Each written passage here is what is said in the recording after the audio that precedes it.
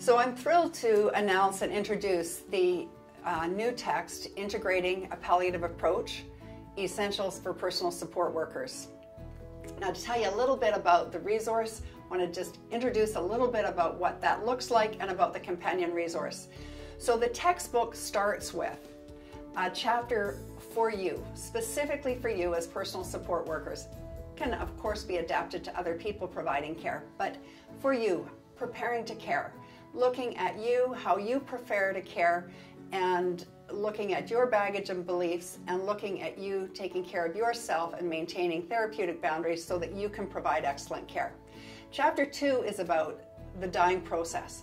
Often when people say, describe the dying process, I think what they're thinking about is those last days and hours, and what are the physical changes, and what happens as people are imminently dying or actively dying.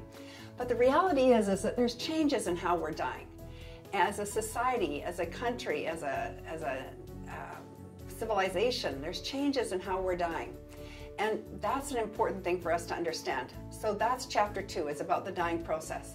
Chapter 3 is about hospice palliative care and integrating a palliative approach, the principles and practices of hospice palliative care, and some of the key things and how we use those terms across the country.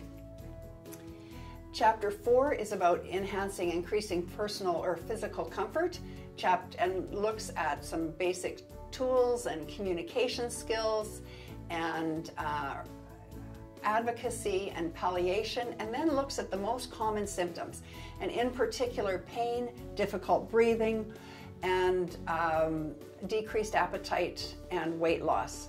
Of course, also changes in bowel and bladder and delirium and nausea and vomiting and all of those other, common symptoms. Now, then chapter 5 is about the psychosocial components. How do we provide psychosocial support? Some pieces about loss and grief, about being with, about supporting family. And then chapter 6 is on last days and hours. And that's an exciting chapter because, one, it discusses preparing and making sure that we're prepared and have supported the person and the family to so that things are in place for time of death, but also looks at the physical changes that happen. And then if these are the physical changes, what can we do for the dying person, but also what can we do for the family? I often hear people say, taking care of the dying person's a breeze. It's supporting the family that's difficult. Absolutely, the dying person may be lying there quite peacefully, but it's the family that's dealing with all of the emotions and the changes, and for them, death might be very new to them. And even if they're doing it professionally, death can feel very new when it's our own personal family member. So lots of ways how to support, and then time of death and what we can do following death, and the use of rituals, and supporting not only the person and the family, but also if somebody's in a facility, how do we provide support for the staff and the other residents, etc. Chapter 7 then goes right back to where we started with you and the focus on you. How do you provide care for yourself?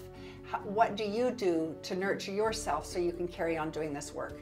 I think about the colleges, and I think about core curriculum, because many people, once they get into the workforce, they may not have time to take courses. They may not even realize that they're doing the work of hospice. They may not clue in that 99% of the people that they care for are going to die while they're in their facility, but they may not think, oh, I do the work of hospice. I've looked at how do we help address this in core curriculum? I think about you, the instructor. So now this is to you, the instructor. And I think about all that's expected of instructors. So they have to teach this and this and this and this, and they have to be at this and this and this meeting, and they have to do this and this and this, and they have to mark this and this and this, and they have to do. I thought, okay, how can I make this engaging for instructors? And how can I make this engaging for students who may or may not have any experience with death and may or may not understand how important this is? So first of all, I was at the request of a college, I developed a workbook, and the idea that the workbook is competency-based. So the workbook, each of the chapters is addressed through baggage and beliefs, or beliefs and baggage, and opportunity to reflect on personal experience and feelings and thoughts. Solidifying concepts, the opportunity to look at the knowledge in the textbook and to try and integrate that knowledge, and then integrating into practice, which is the opportunity to develop skills. So attitudes, knowledge, and skills. So trying to bring the textbook alive. And so for those who like to write and like to do crossword puzzles or role plays, I know that there aren't a lot of those people, but role plays or case studies, the workbook is there to help with those type of learners. Now, then I thought, okay, I'm an instructor and I don't have much time. So we developed PowerPoints with lecture notes. And then we also played with some DVDs and have some DVDs that can be used and some podcasts, and then finally an instructor's guide, which I'll go into next.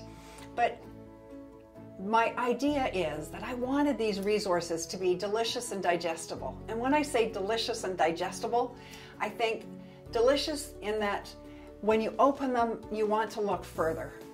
And digestible because when you do look further, they are easy to understand and you know what to do with them. So with that in mind, I hired an amazing artist, Joanne Thompson, who's done the artwork, the illustrations, and they are beautiful.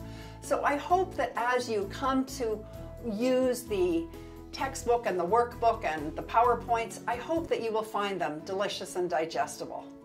I just wish I was there with you so that we could learn together. But perhaps you'll email me and tell me about your learning experiences and we can share some of those. I believe firmly that learning is an invitation to teach and teaching is an invitation to learn. And so I believe that that's a process that we do together. So thank you, Kath Murray with Life and Death Matters.